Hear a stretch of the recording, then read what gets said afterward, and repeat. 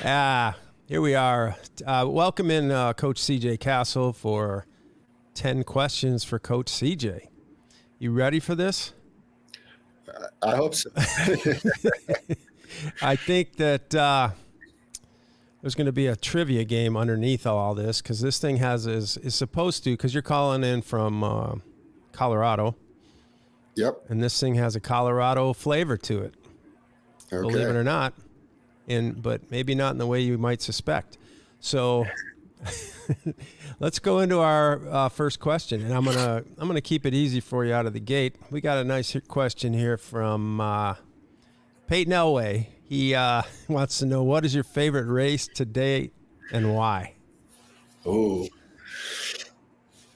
having just come back from Kona and exercising some demons there, I feel pretty good about that race. Ooh, but I think my all-time favorite is Ironman Canada, the original one in Penticton. That's a hard one, I hear. Probably real similar to Placid. Okay. But perfect excuse to go to Canada. The people are amazing. The bike ride is hard and hilly, which probably favors me a little bit. And back when this was my favorite, I think it was one of the more longer standing Ironmans in North America. Oh, that's right. Yeah. And I've also had some decent days there. What year? Oh, you see, you've done it a few times? Mm-hmm. What was your particular favorite day? Was it the first time you did it? I think it was the first time I did it. Yeah. Yeah. What year was that again? If we were to talk about, early 2000s. 2000, let's say 4, 3? Yeah, somewhere around there. Well, I think that's the one Justin Trudeau raced, the Prime Minister. The Prime Minister? Yeah. I was like, wait, I know that name. Maybe not. He doesn't seem like. And then if we were to kind of pivot away from triathlon, the Breck Epic mountain bike race is amazing. Oh, yeah. Well, that counts. Breck. Yeah, 6-day stage race on single track trail around Colorado. Oh, and it's awesome. It still has kind of a grassroots feel. You know, still does? Yeah, still. They only let 300 or 400 people in. Okay. They got potato chip and pickle sandwiches at the finish line. That sounds delicious. They're the weirdest stuff, but it's good. Okay. That sounds like a great race, man. All right, let's move on to question number 2. I think that was a good answer, buddy. Question number 2 is, what's something you do in your training you believe gives you the biggest bang for your buck? Mr. J.P. Sorgan wants to know the answer to that one. All right. I think this might go with a little bit of the experience I just had in Kona. Biggest bang for your buck, I think, is turning off your gadgets here and there. Ooh. And getting a really good idea of what your body should feel like, what's sustainable for you. Uh-huh. We all know heart rate responds to a bunch of different things. Power meter batteries die. You know, conditions can change those things. And at the end of the day, we got to know how we feel. Isn't that the truth? Yeah, I love that, dude. Structured workouts and all the gadgets are great. I use them all the time. But at the end of the day, nothing beats knowing how something should feel. Yeah. Yeah, and you played that out big time. Yeah. Which is just amazing, you know. Yeah, if you're not in tune with your body, man, if something goes wrong, look out. Trouble brewing. Yeah, and you wake up on that day and you know, you can't hold the power. And if you're going to sit there and be a slave to the monitor, you're going to be done in an hour. Yeah.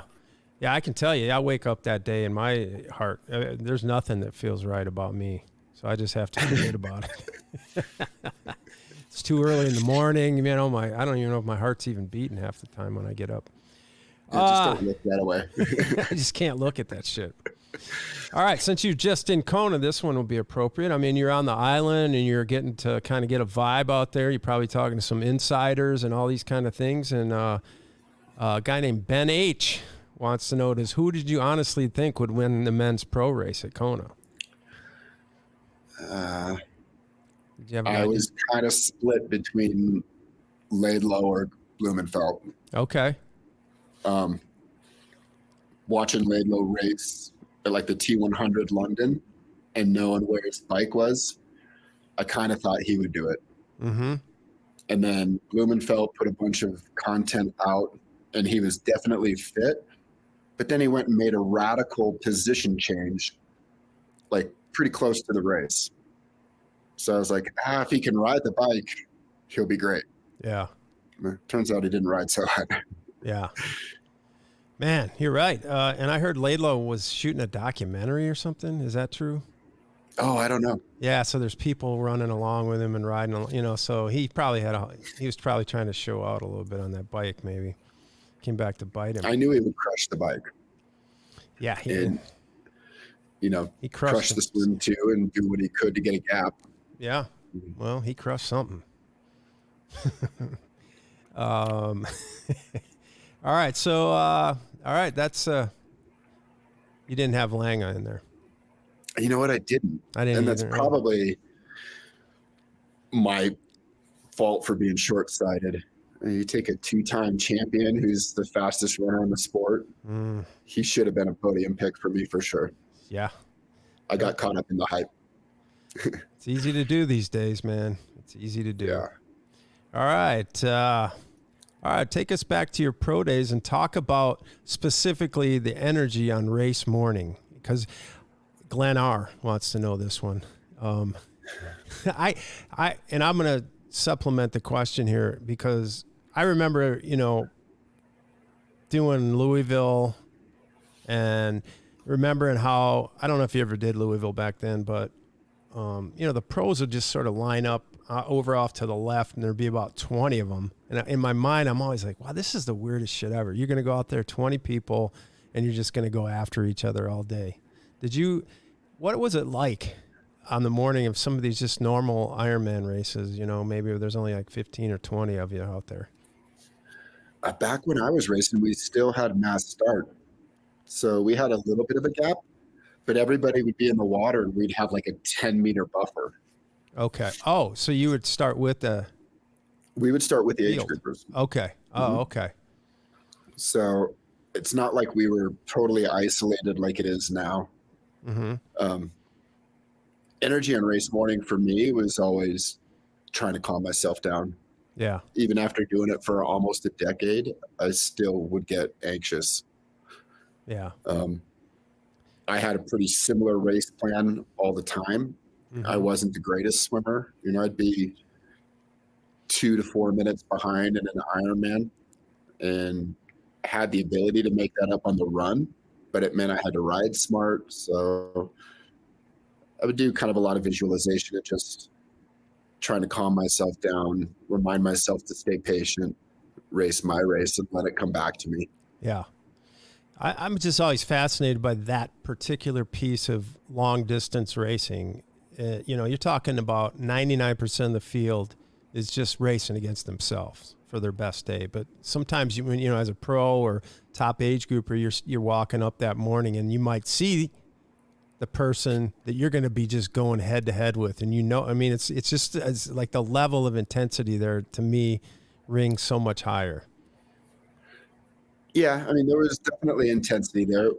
Most of us were pretty good friends. We would train together, right, see each other at a lot of the races. There was a lot less Ironman-specific races when I was doing that. Okay. So maybe smaller circle or a tighter circle. But we all knew each other. Everybody knew each other's strengths. There'd be some joking like, oh, I'll see you mile 17 of the run. Okay. Yeah. Yeah. Try to keep it light, but everybody's on edge. Yeah, I guess so. That makes sense, man. All right. Next question from Penny Lane. How do you practice on being able to dig deep mentally at the end of an Ironman? We've kind of talked about this a little bit, but, you're getting to mile 18 and you still got to, a lot of people are just trying to hold on for their dear life, but you're kind of racing out there, you've qualified for Kona. And how do you get through that segment, that second loop mentally? I think that's a balance in your whole lead up. Trying to find a way to get the training in and get the work in without having to go to the bucket and dig too deep before the race. Okay. All right. So do you think about the training that you've done and what's there? And hopefully when you have to go to that place of digging deep, it's there and you haven't exhausted it. Does that make sense? Yeah. Yeah. I mean, it's, so I have a bunch you have to of have little mantras to kind of get me through tough points. And sometimes it's remembering something I've done that's really hard. Sometimes it's as simple as counting my footsteps. Yeah. That's my just big something secret. to keep my mind off of it. Yeah. I've gone to that a lot. Yeah. Yeah, that's good. I mean, yeah, you don't want to, burn yourself out, but you get enough taste, and obviously you've been through it enough where you have the experience and you understand it, because it is a confidence level. It's almost like you have to trust it at that point. You're going to be able to make that decision to, soldier on, so to speak. Yeah, and if you've done a good job of being consistent in your training and keeping your training fun, keep your bucket full, so to speak. Mm-hmm. Then you get to that point in the Ironman marathon or maybe mile 80 of the bike, and you're able to go to those harder places. Right. Or the dark places, as I call them. Yeah, the dark places. Yeah, you got to be able to go dark, man.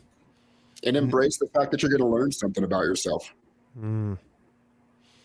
Yeah, it's like staying in that place is, that's why I love yoga so much, because that's a thing in yoga. It's just stay there, stay in the pose. It sucks, but just stay there and breathe, and it is so much about breathing. Breathing, embracing the suck, knowing it's not forever. Mm-hmm. And, you'll figure something out about you and a way to get through it. Yeah. I like that. I like that challenge. Yeah, I sort of do. I don't train enough to like it anymore. So I think that's a big part of it, actually. All right, Boulder Jones, what are some of your favorite triathlon cross-training activities? I ride the mountain bike all the time. Uh-huh. We've talked about that. Oh, yeah. I still believe that the stand-up paddleboard will translate to my swimming. Yeah, I do too. And we talked about that too. Yeah, we have. And I just bought a pair of skate skis. I've skied my whole life, but I was like, I want something different to do in the winter this year. So I'm going to give that a whirl. What skate skis? Like Nordic skate skiing. Okay. Yeah, I'm totally down with that idea too. Yeah. Okay. Yeah, that's supboard, man. Did you ever try that, what I was talking about, the swimming part? I didn't really try that, but I grew up surfing. Yeah, it's the so surf I can paddle. Yeah, kind of visualize what that feels like. And you look at surfers and lifeguards, like ocean lifeguards, they can hop in and swim like it's no problem. Yeah. Yeah, I mean, there's got to be something to it. I'm actually going to start. It's freezing. The water's in the 40s now, but I've got a what is it called? Like a water ski wetsuit thing. Uh-huh. I'm going to put that on with some gloves, and I'm going to start doing the surf paddling. Nice. In the 40-degree weather, 40-degree water and weather for that matter. I'm going to try it, I think. Because I can't really swim unless I go to the dumb pool that we have. All right. Let's move on. How do you build your speed for the run? Asks Randy Johnstone. Well, do the run program. Okay. I think at the end, there's a place for speed work, but I think for most of us, it takes years until we get to the point where that's really going to do a whole lot. Mm-hmm. A lot of time at zone 2 and slowly build your volume in the run. I try to do that through frequency, and by keeping in that zone 2, you should start to see paces drop. You'll become more and more efficient. And then maybe we can talk about some intervals and maybe even some track stuff. The track stuff is funny because everybody's like, oh, that's speed. But it's like, you're really not speed. You're teaching your body to move efficiently. Yeah. But you got to have the foundation to do it. Yeah. I mean, you just said something that I've always kind of felt. It's like, at least with me, I feel like my speed was built when I was in high school. You know what I mean? Yeah. You know, and I can't go that fast really, but I still can go, you know, if I push it way faster than, you know, my Ironman pace or half Ironman pace, like on top end. But like you're saying, I can't hold it. So what's the point? You know, I mean, there's that gray area of like, if you got a, you know, a ceiling, you should be able to go a little faster, which I agree with that too. I mean, it's just, I don't think it's as dramatic as people think. I think it's really more about holding on than speeding up a lot of times. But, well, speed's relative too, right? Right. That's, I guess, what I was saying. Ironman's not fast. Right. I mean, even longer runs, that's not 6-minute miles. You know, compared to the guys that are winning Berlin Marathon, that's not fast. Yeah, it's true. But yeah, I'm sure like he could run close to a 4-minute mile if he. Oh, probably. Yeah. So that's where I always, my baseline's always been, if I'm comfortable, if I ever get to the place again where I'm comfortable running 8:30s for like, you know, 10K or more, then I might be able to run, if I train, you know, I might be able to run a 10-minute Ironman, you know, that's kind of my 8:30 to 10. That's kind of where I look at it. Something like that. Everybody's probably got their thing. Yeah. I mean, when I was building speed for the run, when I was racing as a pro, it was just a lot of running, you know, double days, at least 6 days a week. A little bit of speed work here and there, but a lot of tempo work. But that was built off years of building a base to be able to do that too. Right. Okay. There it is. Pretty simple. Okay. Gary Felt wants to know, if you only had 5 hours a week for the bike, how would you focus that? This is kind of interesting. I think I would have, well, how many different workouts can I do? As many as you want. I mean, especially let's just say right now, you know, in the next 2 months. So for me, for the next 2 months, I kind of have an alternating 2-week. So 3 rides a week. Mm-hmm. One of them is just spin the legs out. One of them is like a 2.5 hour aerobic focus. It would be like higher zone 2. Mm-hmm. And then the other one that will alternate from week to week will be some VO2 intervals and then some tension stuff, like big gear stuff. Again, I think that zone 2 and aerobic stuff is the foundation. So I was going to say similar answer here. Yeah. The VO2 stuff will help a little bit. I think it just keeps things firing. But really, I think your gains are going to be in the aerobic stuff. And I'm trying to remember who it was I just listened to, but he was saying like a minimum 2.5 to 3 hours to get that zone 2 stuff. A week? Like in a ride. Oh, in a ride. Okay. Yeah, to kind of start to grow that aerobic engine. So I've heard everything from 1.5 hours to 3 hours. Some of the ways that I'll deal with trying to get that so I don't have to sit on the trainer for 3 hours, right, is I have this idea that's worked forever for me that any amount of exercise you do within 24 hours, your body kind of adapts as if it was one. Oh, okay. So I'll stack runs, I'll stack bike workouts. So instead of 3 hours on the trainer, you know, maybe you do 2 hours in the afternoon one day if your schedule allows, and then in an hour tempo the next morning. Okay, 24 hours within 24. Yeah, it's a good theory. It worked pretty well. Yeah, I don't see why not. That's legit. Yeah, it's like, I mean, frankly,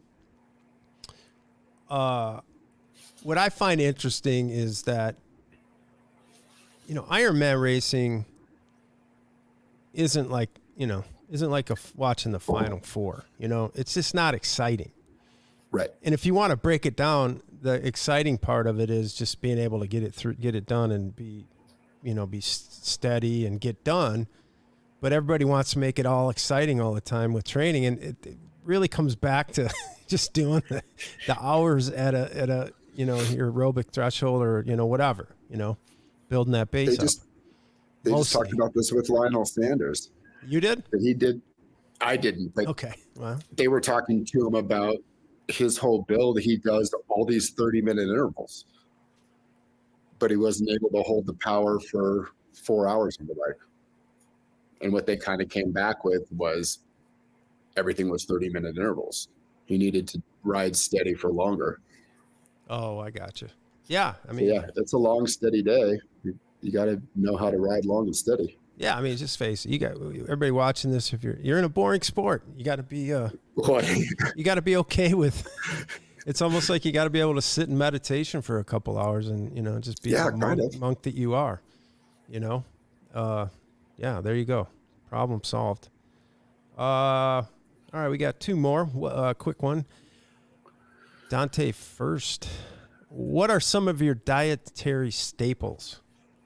I don't mean like nutrition, but like what do you eat normally? You just go all over the place? I'm pretty much all over the place. You hunt your own food, right?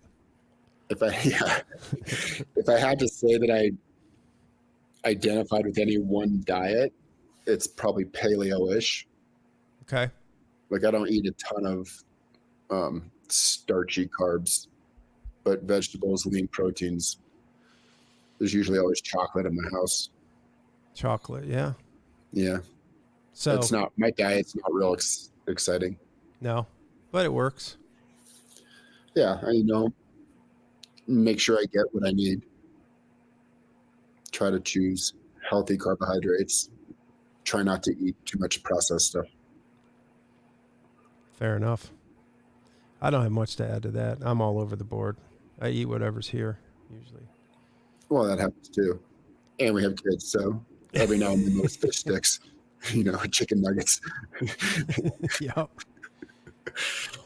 I forgot to put up the ticker. There it is. Oh, nice. Shit. All right, last question. And I think I haven't, but it seems like a lot of people are interested in this with our coaches. But what's on your bucket list, Aspen Thomas? BC bike race. What is it? The BC bike race. Okay. That's a stage mountain bike race in British Columbia. Oh, back to Canada. Back to Canada.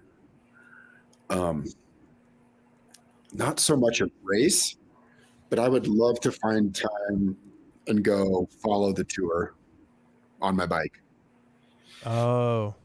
Whether you do it the day before, day after, or whatever, but try to do some of the iconic routes, the big climbs over there, and then watch the race. Yeah, that'd be amazing. I don't know how do they let you go out in front of it and ride? I've never tried to work the logistics out. Okay. I know there's companies that do it, but I don't know if it's like a week lag or are they doing it the day before. I'm not sure how it works. It's one of those things, right, where it does seem like it's awesome and there's so many people around and it's just a big thing. But the reality is you see the thing for like 30 seconds or 50 seconds or whatever. You see, depending on where you're at on the course, but you don't really actually see the race itself. You vibe on the whole experience. I could see that being a blast, but it is an interesting thought to think about actually watching a peloton go by in 30 seconds after waiting all day. But it could probably be exciting to the anticipation, if nothing else. I think I've got Challenge Roth on my list too. Oh, okay. Now we're getting somewhere. But not quite ready to commit to another Ironman just yet. No, not yet, I suppose. Well, I'll talk to you in a couple of weeks. I know, right? It's like, what about Moab? You want to run that? Dude, which one? No, not Moab. What am I thinking of? What's the 200 or not 230? Not 230. What's the one that goes through the Death Valley or whatever? Oh, Badwater? Badwater, yeah. No, I have no interest in that. Okay. I read Goggins' book. It didn't sound like he had the most pleasant day. No, doesn't sound fun. Maybe you should come up and race Schwamigan 40 with me. Have you ever done that one? Well, yeah. No, but that's on my list. Yeah. All the lifetime events. I've done a few of them. I want to do it again so bad. It's the weekend after Wisconsin every year, so I'm like, damn it. I know it's not that big a deal, but I know how Yeah. But I might do. I don't know. There's lots of things on the bucket list. A lot of them are single day type things. Mm-hmm. I mean, a few years ago, we wanted to ride White Rim in a day. So we planned it and did it. So it's more adventure stuff than it probably is race specific. Okay, fair enough. All right, What's buddy. yours? Well, that's the 10 questions for Coach CJ. Again, here's his email address if you want to get a hold of him. Ask him about any of these questions. And I have a subliminal trivia game in here. How many of these names relate directly to Colorado and how? And maybe there's a free T-shirt in it for you if you get it all right. It's a tough one. All right, buddy. Well, I appreciate it, man. I'm going to stop the recording. Yeah, you're welcome. We got to do this more often. I'm sure we will. For sure. All right, buddy. Stay warm. All right.